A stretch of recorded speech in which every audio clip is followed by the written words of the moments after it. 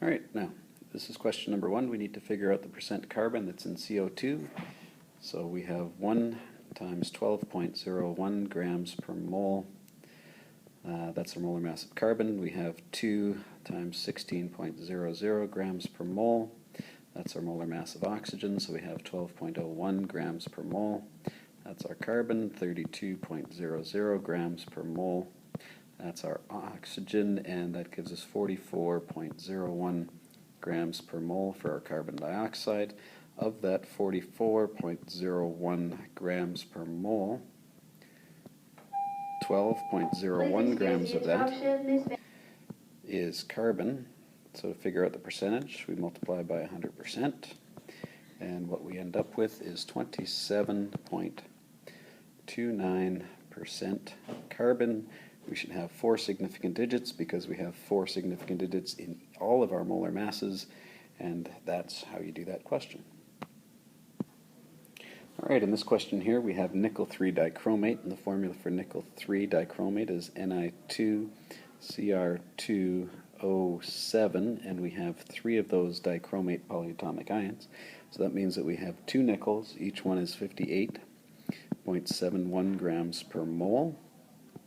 We have 6 chromiums, and each one of those is 52.00 grams per mole. And we have 21 oxygens, and each one of those is 16.00 grams per mole. We do the calculation, we have 117.42 grams per mole.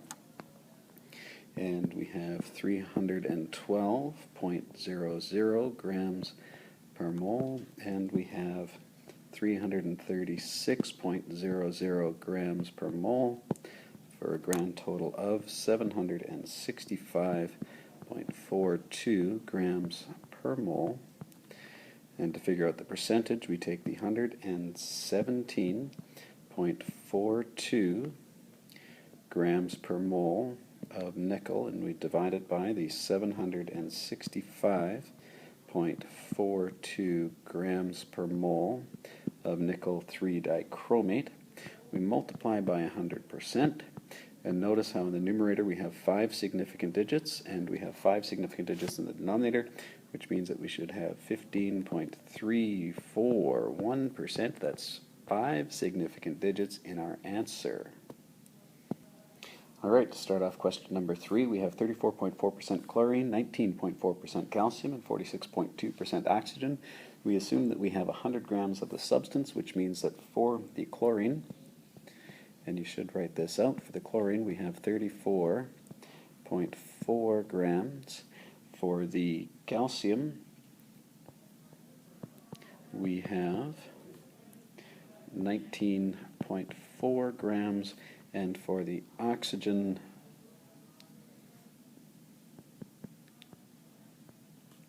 we have 46.2 grams. We're going to divide each of those by the molar mass of the atom, so we have 35.45 grams per mole, which gives us 0.9704 moles.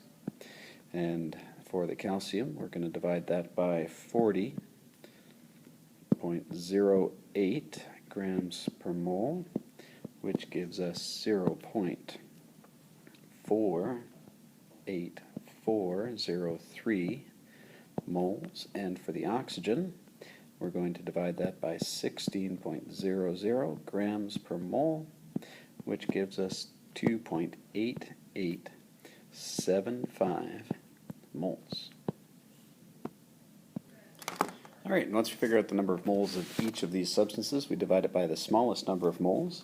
So for the first one, we end up with 2.00. Obviously this should be 1. And for this one here, we end up with 5.9, which is very, very close to 6. So that means that we should have 2 chlorines, we should have 1 calcium, and we should have 6 oxygens. Alright, now in this question here we have the empirical formula of CH2O, which has a molar mass of 12.01 grams per mole, plus 2.02 grams per mole, plus 16.00 grams per mole, which adds up to 30.03 grams per mole. So the question becomes, how many of those CH2s, O's, how many of these CH2O's does it take to add up to 180.16 grams? So we take 180.16 grams per mole, and we divide it by 30.03 grams per mole, and the calculator says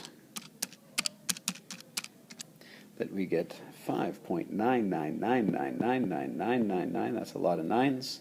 So we know that we have 6 of those formula units, so we have 6 of these CH2Os. We use the distributive property, which means that we have C6, H12, O6. Alright, in this question here we have carbon tetrafluoride, which has a mass of 141.8 grams, and as soon as we know that we have the mass, we're going to want to use the molar mass. The molar mass is going to be 88.01 grams per mole. You already know how to figure that out on a test or on an in-class assignment. You should show me how you figured that out. And now we need to figure out the number of moles. Since we're looking for the number of moles, and the moles is in the denominator of our unit, we're going to have to divide to get this. So we take our 88.01 grams per mole, and we are going to divide our 141.8 grams by that number. So we have 141.8 and divide it by 88.01, and that gives us 1.611 moles. And again, we have 4 significant digits because we have 4 significant digits in our numerator and in our denominator. Alright, in this question here, we're looking to find out the number of moles of a gas. We have no idea what that is, but we do know that we have 5.89 times 10 to the 29 molecules, which tells us that we are going to be using Avogadro's number.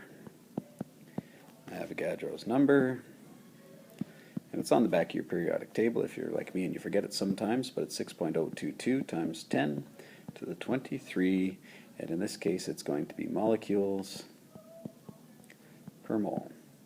Since we're looking for the number of moles, we're going to have to divide by Avogadro's number because moles, of course, is in the denominator. So we take our 5.89 times 10 to the 29 molecules, and you need to write it all out because we are talking about molecules, not moles, and you divide it by 6.022 times 10 to the 23 molecules per mole. And the molecules are going to cancel with the molecules, and the moles are going to be in the denominator of the denominator, which puts them smack in the numerator, which gives us 9.78 times 10 to the 5 moles.